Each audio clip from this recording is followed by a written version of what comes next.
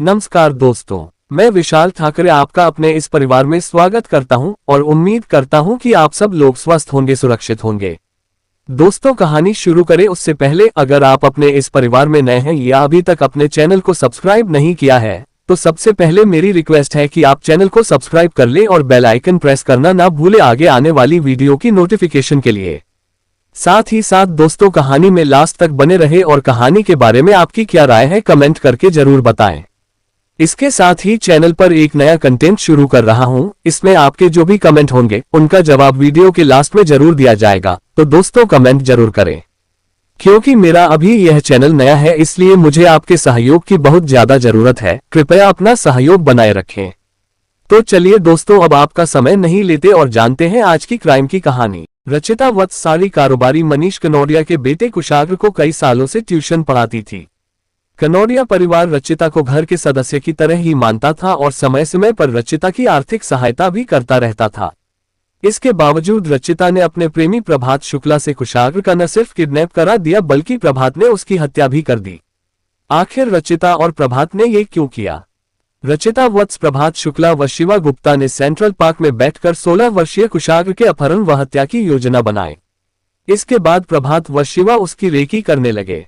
वह दिन में 1-2 बार श्री भगवती विला अपार्टमेंट के चक्कर जरूर लगाते, क्योंकि कुशाग्र इसी अपार्टमेंट में रहता था। सोसाइटी के गार्ड राजेंद्र कुमार ने एक बार प्रभात को रेकी करते पकड़ा तो वह बहाना बनाकर चला गया। फिर भी गार्ड ने इसकी शिकायत कुशाग्र के चाचा सुमित कनौडिया से कर दी थी। उनका मकसद किसी भी तरह कुशाग्र को किडनैप करना था। 30 अक्टूबर को योजना को अंजाम देने के लिए प्रभात शुक्ला व शिवा गुप्ता ने कानपुर के ही दर्शनपुरवा में स्थित एक दुकान से नारियल की रस्सी खरीदी, फिर प्लास्टिक की दुकान से पॉलीथीन बैग खरीदे। शिवा ने चापल का इंतजाम भी कर लिया था। प्रभात ने रस्सी अपने घर के स्टोर रूम में रख दी। पॉलीथीन बैग व चापल प्लास्टिक की एक बोरी में भरकर घर के पास झाड़ियों में छिपा दिए। इसकी जानकारी प्रभात ने अपनी प्रेमिका रचिता को दे दी। इसके बाद प्रभात जरीब चौकी चौराहा पहुंचा और कुशाग्र के आने का इंतजार करने लगा। कुशाग्र अपनी स्कूटी से शाम 4 बजे घर से स्वरूप नगर स्थित मेनन कोचिंग सेंटर जाने को निकला और 4:15 बजे जरीब चौकी चौराहा पहुंचा। तभी इंतजार कर रहे प्रभात ने उसे रोका और बोला, कुशाग्र भैया, मेरी स्कूटी खराब हो गई है, मुझे मेरे घर छोड़ दो। कुशाग्र ने उससे कोचिंग के लिए देरी की बात कही तो प्रभात बोला, भैया बस 2 मिनट लगेंगे, घर पर जरूरी काम है। इसके बाद वह कुशाग्र की स्कूटी की पिछली सीट पर बैठ गया। वह कुशाग्र के साथ अपने घर ओम नगर आ गया। कुशाग्र प्रभात को छोड़कर जाने लगा तो प्रभात बोला, भैया कोल्ड ड्रिंक पीकर जाना। कुशाग्र ने मना किया तो बोला, भैया आपने अपने घर पर हमें खूब खिलाया पिलाया, हम गरीब हैं तो आप मना कर रहे हैं। प्रभात ने भावनात्मक चोट की तो कुशाग्र मान गया और प्रभात के साथ उसके कोठरीनुमा कमरे में जा पहुंचा। कोठरीनुमा कमरे में पहुंचते ही प्रभात के तेवर बदल गए। उसने दरवाजा बंद किया और बोला, अब तुम इसी कमरे में कुछ दिन बंद रहोगे, हमें तुम्हारे घर से पैसे मंगाने हैं। प्रभात, भैया यह क्या मजाक है, कहते हुए कुशाग्र दरवाजे की ओर बढ़ा। तभी प्रभात ने पीछे से उसके पैर पर लात मारी। वह लड़खड़ाकर गिर पड़ा। इसी समय प्रभात ने उसके गले में नारियल की रस्सी लपेटी और उसका गला कसने लगा। कुछ मिनट बाद ही कुशाग्र ने दम तोड़ दिया। इसके बाद उसने रस्सी से ही कुशाग्र के हाथ पैर बांधे और शव को जमीन पर गिरा दिया। फिर शव को चादर से ढक दिया। कुशाग्र की हत्या करने के बाद प्रभात ने उसका फोन अपनी जेब में रखा, फिर उसकी स्कूटी लेकर जीटी रोड स्थित सिटी क्लब आया। सिटी क्लब के बाहर सड़क किनारे उसने कुशाग्र की स्कूटी खड़ी कर दी और मोबाइल फोन रेलवे किनारे झाड़ियों में छिपा दिया। उसके बाद प्रभात फिर अपने कमरे में आया। उसने डायरी से 2 पन्ने फाड़े और पेन से फिरौती के लिए पत्र लिखा। फिर वह अपने दूसरे कमरे में गया और प्रेमिका रचिता को सारी जानकारी देकर उसकी स्कूटी मांगी। रचिता तब अपनी स्कूटी प्रभात के घर छोड़ गई। इस बीच शिवा भी आ गया। उसने फिरौती वाला पत्र शिवा को दिया और वह पत्र कुशाग्र के पापा मनीष कनौडिया के घर डाल आने को कहा। उधर जब कुशाग्र कोचिंग से घर नहीं लौटा तो उसकी मम्मी सोनिया को चिंता हुई। उन्होंने बेटे को फोन किया तो उसका फोन स्विच्ड ऑफ आ रहा था। वह परेशान हो गई कि पता नहीं कुशाग्र अभी तक घर क्यों नहीं लौटा। सोनिया कनौडिया की निगाहें दीवार घड़ी पर जमी थीं। जैसे जैसे घड़ी की सुइयां आगे बढ़ रही थीं, वैसे ही उनकी दिल की धड़कनें भी बढ़ती जा रही थीं। कभी वह कमरे में चहलकदमी करती तो कभी फ्लैट की बालकनी में आकर खड़ी हो जाती और नजरें मेन गेट पर जम जाती। घर के बाहर कौन डालकर आया फिरौती का पत्र? सोनिया कनौडिया के पति मनीष कनौडिया कारोबार के सिलसिले में सूरत गुजरात में थे। छोटा बेटा आदि ही घर पर था। आदि भी कुशाग्र का पता लगाने के लिए उसके दोस्तों को फोन कर रहा था, लेकिन कुशाग्र का कुछ भी पता नहीं चल पा रहा था। सोनिया की उलझन तब और बढ़ गई जब उन्होंने कोचिंग के संचालक डैनियल से फोन पर बात की। डैनियल ने बताया कि कुशाग्र कनौडिया आज कोचिंग आया ही नहीं था। घबराई सोनिया ने कुशाग्र के गुम होने की जानकारी सबसे पहले पति मनीष कनौडिया को दी और तत्काल घर वापस आने को कहा। उसके बाद कुशाग्र के चाचा सुमित कनौडिया व मामा त्रिवेणी नगर निवासी अभिषेक अग्रवाल को फोन कर घर बुला लिया। ये लोग अपने स्तर से कुशाग्र की खोज में जुट गए। उन्होंने अपने सभी सगे संबंधियों के यहां फोन कर जानकारी जुटाई, लेकिन कुशाग्र का कुछ भी पता नहीं चला।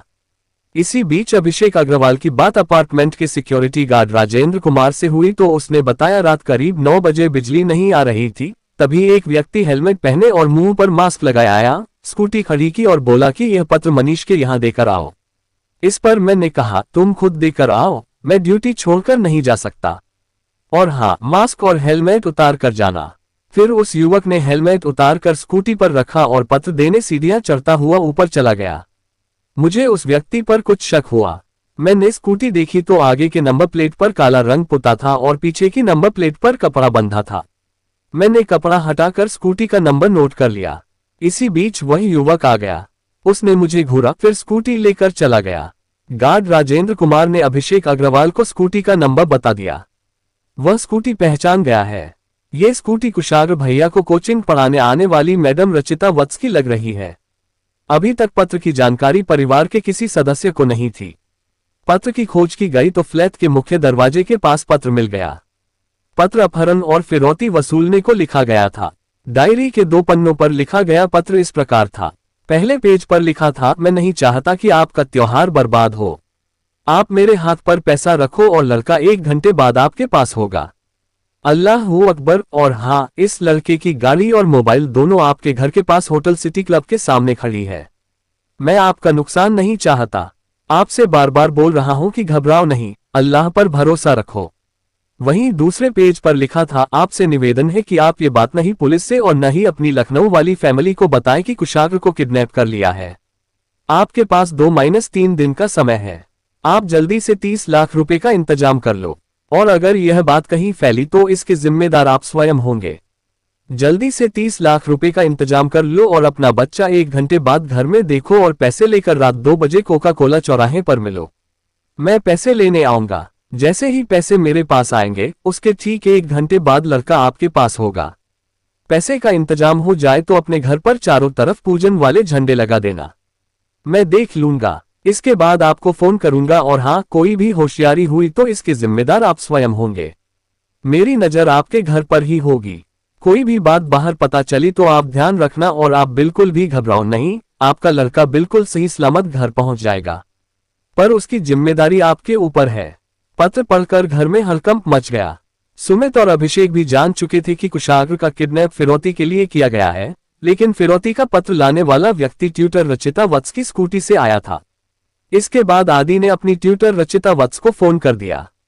रचिता ने जैसे ही कॉल रिसीव की तो वह बोला, मैम आपकी स्कूटी से कौन आया था जो घर पर एक लेटर डाल गया है? भैया कुशाग्र कहाँ है? क्या आपको कुछ मालूम है? इस पर रचिता ने जवाब दिया कि वह घर पर है और उसकी स्कूटी उसके दोस्त प्रभात शुक्ला के पास है। तुम्हारे भाई के बारे में मुझे कोई जानकारी नहीं है। किडनैपर ने हड़काया बुरी तरह। लेकिन अभी आधा घंटा भी नहीं बीता था कि आदि के मामा अभिषेक अग्रवाल के फोन पर रचिता वत्स का फोन आया। उनके फोन की रिकॉर्डिंग ऑन थी। कॉल पिकअप करते ही रचिता वत्स ने पूछा कि आप कौन बोल रहे हैं? अभिषेक अग्रवाल ने जवाब दिया कि आदि का मामा बोल रहा हूं। फिर वह सीधे कहने लगी, क्या पत्र? कौन सा पत्र आया है? मेरी स्कूटी से आया है कोई? क्या मामला है? आप लोग मेरा नाम क्यों ऐसे ले रहे हैं? मेरा बीपी लो हो रहा है। क्या बात है? आदि का फोन आया था मुझे। इस पर अभिषेक ने कहा, नहीं कोई बात नहीं है, आदि ने ऐसे ही तुम्हें फोन कर दिया होगा। ये कहकर अभिषेक ने कॉल डिस्कनेक्ट कर दी। लेकिन रचिता पर शक गहरा गया। रात 10 बजे सुमित कनौडिया व अभिषेक अग्रवाल कानपुर शहर के थाना रायपुरवा जा पहुंचे। थाने पर उस समय इंस्पेक्टर अंकिता वर्मा मौजूद थी। सुमित ने उन्हें अपने 16 वर्षीय बेटे कुशाग्र के अपहरण की सारी कहानी विस्तार से बता दी। उन्होंने फिरौती वाला पत्र इंस्पेक्टर अंकिता वर्मा को थमा दिया। अंकिता वर्मा ने पत्र बड़े गौर से पढ़ा, फिर बोली कि मामला गंभीर है। लगता है किसी खतरनाक गिरोह ने उसका किडनैप किया है। कुछ क्षण मौन रहने के बाद उन्होंने पूछा, तुम्हें किसी पर शक है? हाँ जी, शक तो है, लेकिन कोई यकीन नहीं कर पा रहा उस पर। कौन है वह? अंकिता वर्मा ने पूछा। मैम, कुशाग्र को ट्यूशन पढ़ाने वाली ट्यूटर रचिता वत्स पर। 4 साल तक उसने कुशाग्र को पढ़ाया। इस दरमियान वह परिवार से घुल मिल गई थी। मनीष व उनकी पत्नी सोनिया उसे बेटी मानते थे। ट्यूशन बंद हो जाने के बाद भी उसका घर आना जाना था। तो फिर रचिता पर शक क्यों? इंस्पेक्टर वर्मा ने पूछा। मैम, जो व्यक्ति स्कूटी से पत्र पहुंचाने अपार्टमेंट आया था, वह स्कूटी रचिता वत्स की थी। सिक्योरिटी गार्ड राजेंद्र कुमार का मानना है कि स्कूटी रचिता मैम की है। इसी से शक है कि रचिता वत्स ने अपने अन्य साथियों के साथ मिलकर कुशाग्र का किडनैप किया है। चूंकि मामला एक करोड़पति कारोबारी के बेटे के किडनैप का था, इसलिए इंस्पेक्टर अंकिता वर्मा एक्शन में आ गईं। उन्होंने इसकी सूचना पुलिस अधिकारियों को दी, फिर पुलिस टीम के साथ श्री भगवती विला अपार्टमेंट पहुंच गईं। उनकी सूचना पर आधा घंटे के अंदर joint police commissioner Anand Prakash Tiwari, DCP central Pramod Kumar, ADCP Aarti Singh, ACP Anwarganj Srishti Singh, SHO Beconganj Archana Singh तथा एसएचओ अनवरगंज अशोक कुमार भी अपार्टमेंट पहुंच गए। पुलिस अधिकारियों ने सबसे पहले श्री भगवती विला के सिक्योरिटी गार्ड राजेंद्र कुमार से पूछताछ की। उसने अधिकारियों को पूरी बात बताई। साथ ही यह भी कहा कि काले कलर की वह स्कूटी कुशाग्र भैया को ट्यूशन पढ़ाने वाली मैम रचिता वत्स की ही थी। उसने स्कूटी को अच्छी तरह पहचान लिया था। उसे यह पता नहीं था कि कुशाग्र का अपहरण हो गया है और वह युवक फिरौती का पत्र देने आया है, वरना मैं उसे उसी समय ही दबोच लेता। गार्ड राजेंद्र का बयान पुलिस ने दर्ज किया। उसके बाद पुलिस अधिकारियों ने कुशाग्र के चाचा सुमित कनौरिया, मम्मी सोनिया, मामा अभिषेक अग्रवाल तथा भाई आदि से पूछताछ कर उन सब के बयान दर्ज किए। पुलिस ने अपार्टमेंट के मुख्य गेट पर लगे सीसीटीवी कैमरे को खंगाला तो उसमें एक युवक काले कलर की स्कूटी से आता दिखाई दिया। पुलिस होटल सिटी क्लब के पास पहुंची तो सड़क किनारे कुशाग्र की स्कूटी तो खड़ी मिली, लेकिन मोबाइल फोन नहीं मिला। पुलिस ने स्कूटी अपनी सुरक्षा में ले ली। पुलिस अब जल्द से जल्द रचिता वत्स को हिरासत में लेकर पूछताछ करना चाहती थी, लेकिन घर वालों ने ऐतराज जताया। उनका मानना था कि पुलिस देखकर रचिता व उसके साथी कुशाग्र के साथ कुछ गलत न कर दे।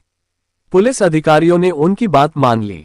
गार्ड राजेंद्र कुमार 1-2 बार रचिता वत्स को उसे उसके घर तक छोड़ने जा चुका था, इसलिए सुमित, अभिषेक अग्रवाल आदि तथा एक खास रिश्तेदार गार्ड राजेंद्र को साथ लेकर रचिता के फजलगंज खोया मंडी के पास स्थित रामबाबू के मकान पर पहुंचे। उस समय रात के 10:30 बज रहे थे। पुलिस भी परिजनों का अनुसरण कर रही थी। अभिषेक अग्रवाल ने आवाज दी तो रचिता कमरे के बाहर आ गई। अभिषेक ने पूछा, रचिता, तुम्हारी स्कूटी कहाँ है? ये सुनते ही रचिता सकपका गई। उसका चेहरा पीला पड़ गया। फिर भी वह खुद को संभालते हुए बोली, अंकल जी, हमारी स्कूटी दोस्त प्रभात शुक्ला के पास है। वह पास में ही ओम नगर वाली गली में इंद्रकुटी हाता में रहता है। मुझे उसके घर लेकर चलो। अभिषेक अग्रवाल थोड़े ऊंचे स्वर में बोले। ट्यूटर रचिता ने क्यों रची अपहरण की साजिश? रचिता वत्स उन लोगों को साथ लेकर प्रभात शुक्ला के घर पहुंची। प्रभात के घर वह स्कूटी खड़ी थी जिससे पत्र फेंका गया था। रचिता के बुलाने पर प्रभात घर के बाहर आया। उसने अभिषेक व अन्य लोगों को घर के अंदर नहीं जाने दिया और गेट पर ही बात करने लगा। अभिषेक अग्रवाल ने जब कुशाग्र और स्कूटी के संबंध में प्रभात शुक्ला से सवाल जवाब किए तो वह उत्तेजित होने लगा। बात बिगड़ती उससे पहले ही पुलिस आ गई और रचिता व प्रभात को हिरासत में ले लिया। स्कूटी भी कब्जे में ले ली। स्कूटी सहित रचिता व प्रभात को थाना रायपुरवा लाया गया। थाने में DCP central Pramod Kumar, ADCP Aarti Singh, ACP Srishti Singh, inspector Ankita Verma तथा अशोक कुमार सरोज ने रचिता वत्स व प्रभात शुक्ला से पूछताछ शुरू की। लगभग 2 घंटे तक दोनों ही पुलिस को गुमराह करते रहे और खुद को निर्दोष बताते रहे, लेकिन जब पुलिस ने रचिता पर सख्ती की तो वह टूट गई। प्रभात भी पुलिस की सख्ती सहन नहीं कर पाया और टूट गया। कुशाग्र कहाँ है? उसे तुमने कहां पर बंधक बनाया है? डीसीपी ने पूछा। सर, कुशाग्र अब इस दुनिया में नहीं है, प्रभात गर्दन झुकाकर बोला। क्या तुम लोगों ने उसे मार डाला है? हाँ सर, मैंने शिवा व रचिता के साथ षड्यंत्र रचकर कुशाग्र का किडनैप किया, फिर रस्सी से गला घोंटकर मार डाला। उसका शव हमारे घर के स्टोर रूम में पड़ा है। ये शिवा कौन है? इंस्पेक्टर अशोक कुमार सरोज ने पूछा। सर, शिवा गुप्ता हमारा दोस्त है और ओमनगर में ही हमारे घर से कुछ दूरी पर रहता है। ये पता चलते ही पुलिस ने शिवा को भी उसके घर से गिरफ्तार कर लिया। इसके बाद सुबह 4 बजे पुलिस प्रभात शुक्ला के घर पहुंची और उसके स्टोर रूम का दरवाजा तोड़कर कोठरीनुमा कमरे में पहुंची। कमरे का दृश्य बड़ा ही विभत्स था। कमरे के अंदर कुशाग्र का शव औंधे मुंह जमीन पर पड़ा था। उसके गले में नारियल की रस्सी कसी थी और उसके हाथ पांव भी रस्सी से बंधे थे। शव को चादर से ढका गया था। सूचना पाकर पुलिस के आला अधिकारी मौके पर पहुंचे और घटनास्थल का निरीक्षण कर शव को पोस्टमार्टम हाउस लाला लाजपत राय अस्पताल भिजवा दिया और मोहल्ले में भारी फोर्स तैनात कर दी। पुलिस ने घटनास्थल से गला घोंटने वाली नारियल की रस्सी, डायरी, पेन, मृतक कुशाग्र का बैग, हेलमेट आदि बरामद किया। पुलिस ने हत्यारोपी प्रभात शुक्ला व शिवा की निशानदेही पर कुशाग्र का मोबाइल फोन, जिसे प्रभात ने रेलवे लाइन के किनारे झाड़ियों में छिपा दिया था, बरामद किया। पुलिस ने दोनों की निशानदेही पर घटनास्थल से कुछ दूरी पर झाड़ियों से एक बोरी भी बरामद की, जिसमें पॉलीथिन बैग व चापर था। इस बोरी के संबंध में प्रभात व शिवा ने बताया कि यदि वह पकड़े न जाते तो रात में कुशाग्र के शव के टुकड़े टुकड़े कर पॉलीथिन बैग में भरकर गंगा में फेंक देते। बरामद सामान को पुलिस ने साक्ष्य के तौर पर सुरक्षित कर लिया। पुलिस ने सीसीटीवी फुटेज भी साक्ष्य के तौर पर सुरक्षित किए। इसके अलावा पुलिस ने तीनों के मोबाइल फोन भी जांच हेतु जब्त कर लिए। साक्ष्य जुटाने के बाद पुलिस अधिकारियों ने हत्यारोपी रचिता वत्स, प्रभात शुक्ला व शिवा गुप्ता से पूछताछ की। तीनों ने अलग अलग बयान दिए। उनके इन बयानों पर पुलिस अधिकारियों को भरोसा नहीं हुआ। पुलिस द्वारा की गई पूछताछ में लव अफेयर, लालच और कत्ल की सनसनीखेज कहानी प्रकाश में आए। किराएदार रचिता को दिल दे बैठा प्रभात। उत्तर प्रदेश के कानपुर शहर के फजलगंज कोतवाली के अंतर्गत एक मोहल्ला है ओमनगर। इसी मोहल्ले के इंद्रकुटीहाता में सुनील कुमार शुक्ला सपरिवार रहते थे। परिवार में पत्नी के अलावा एक बेटा प्रभात तथा एक बेटी निमिषा थी। सुनील कुमार शुक्ला होमगार्ड थे। पनकी थाने में वह तैनात थे। उन्हें जो वेतन मिलता था उसी से परिवार का गुजारा होता था। प्रभात डीबीएस कॉलेज से बीएससी की परीक्षा पास कर ली थी। वह नौकरी की तलाश में था, लेकिन जब नौकरी नहीं मिली तो लौंग, इलायची और मसाला दुकानों पर सप्लाई करने लगा। इस व्यापार से उसे कमाई होने लगी, जिससे वह ठाट बाट से रहने लगा। प्रभात शुक्ला का दोस्त था शिवा गुप्ता। वह ओमनगर में ही उसके घर से कुछ दूरी पर रहता था। शिवा के पिता का नाम राजकुमार गुप्ता व मां का नाम रेणु गुप्ता था। शिवा के 2 अन्य भाई सुमित व सत्यम थे। तीनों भाई मिलकर हेलेट अस्पताल में कैंटीन चलाते थे। शिवा के पिता राजकुमार गुप्ता पैरालिसिस के मरीज थे और मां घरेलू महिला थी। सुनील कुमार शुक्ला के मकान में संजय वत्स किराएदार थे। वह मूल रूप से हिमाचल प्रदेश के जिला अंबा की तहसील नंदपुर के गांव ठठा के रहने वाले थे। 1 दशक पहले वह रोजी रोटी की तलाश में कानपुर शहर आए थे। उसके बाद यहीं बस गए थे। उनके परिवार में पत्नी चमेली के अलावा 2 बेटियां तथा 1 बेटा था। रचिता वत्स बड़ी बेटी थी। संजय प्राइवेट नौकरी कर परिवार का पालन पोषण करते थे। 20 वर्षीय रचिता वत्स गोरी चिट्टी छरहरी काया की युवती थी। नैननक्ष भी तीखे थे। सबसे खूबसूरत उसकी आंखें थीं, जो खुमार भरी और गहरी थीं।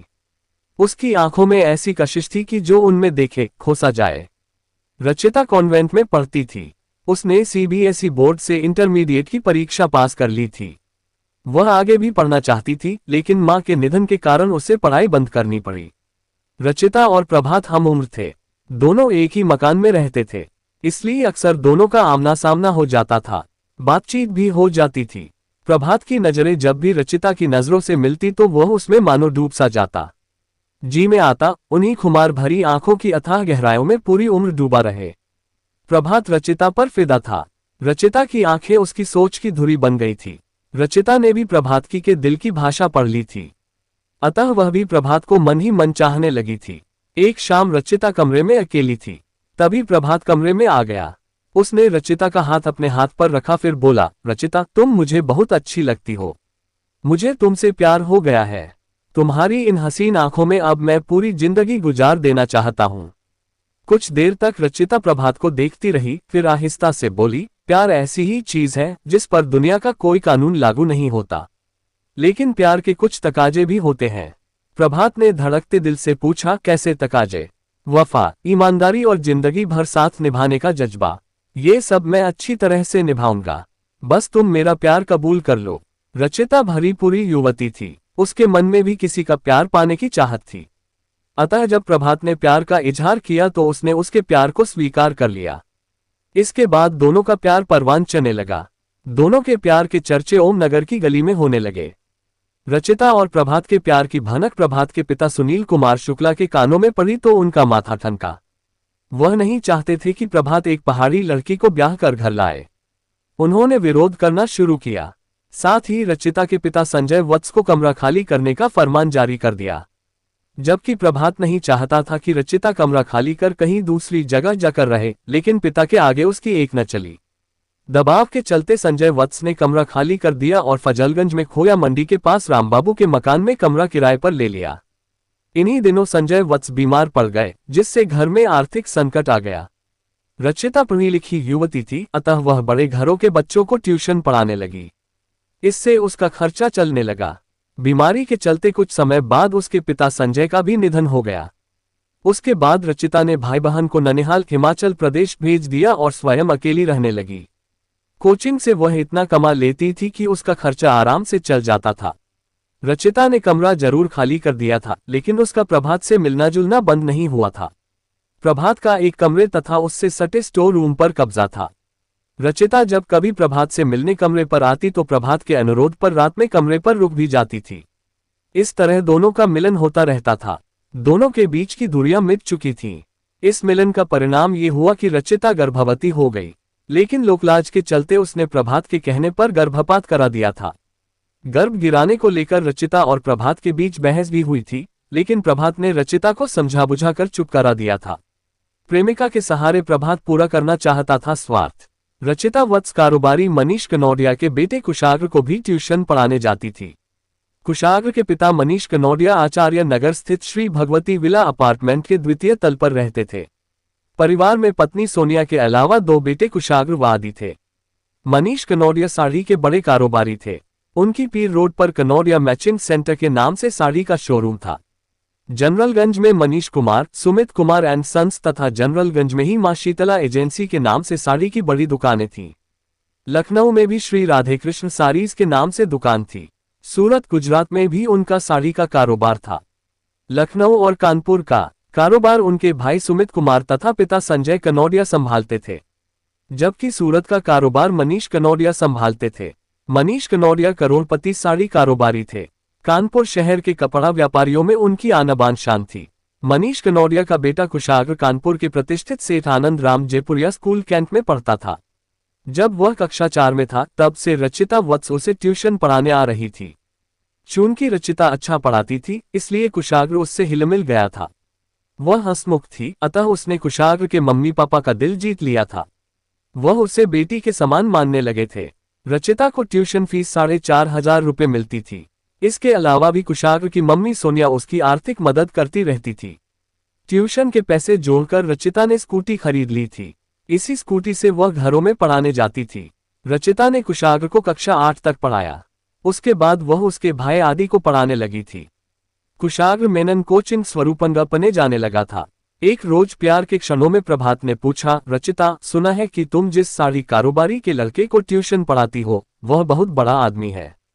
कभी हमें भी उसकी रईसी की झलक दिखाओ। तुम्हारी ये तमन्ना मैं जरूर पूरा करूंगी। थोड़ा समय का इंतजार करो। रचिता ने हंसते हुए जवाब दिया।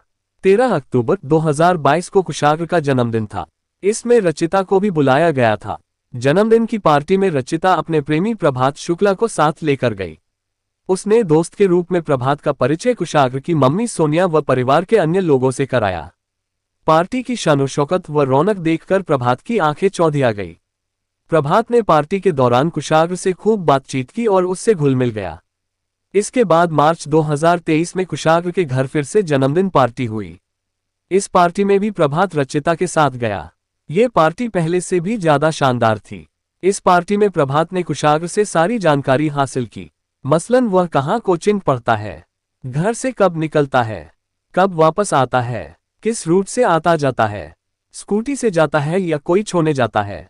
पार्टी से लौटने के बाद प्रभात के मन में लालच आ गया।